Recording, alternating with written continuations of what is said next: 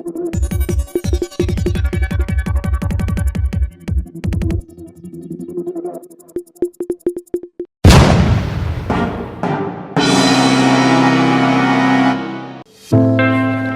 बातमीचे प्रायोजक आहे vision academy.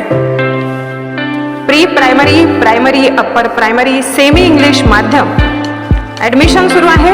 आजच संपर्क करा।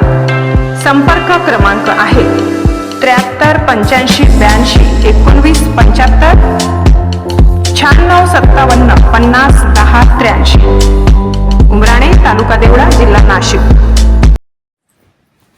कांदा पट्ट्यातील विद्यमान खासदारांना दणका। उत्तर महाराष्ट्रातील कांदा उत्पादक पट्ट्यात शेतकऱ्यांची नाराजी भाजपला चांगलीच भोवली असून या ठिकाणी विद्यमान खासदारांना पराभवाचे धनी व्हावे लागले आहे। दुसरीकडे दिल्ली दरबारी कांद्याची बाजू लावून धरणारे राष्ट्रवादी काँग्रेस शरद पवार गटाच्या खासदारांना मात्र मोठ्या मताधिक्याने संसदेत जाण्याची संधी मिळाली।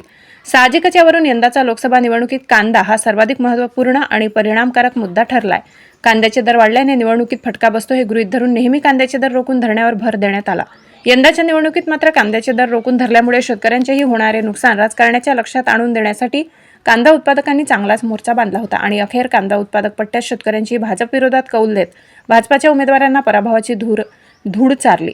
कांदा पट्ट्यातील विद्यमान मंत्री भारती पवार, विद्यमान खासदार हेमंत गोडसे, विद्यमान खासदार हिना गावित, सुजय विखे पाटील, सुभाष भामरे, आढळराव पाटील, सदाशिव लोखंडे, राम सातपुते, रणजित सिंग निंबाळकर या सगळ्या कांदा पट्ट्यातील खासदारांना लोकसभा निवडणुकीत पराभव पत्करावा लागलाय।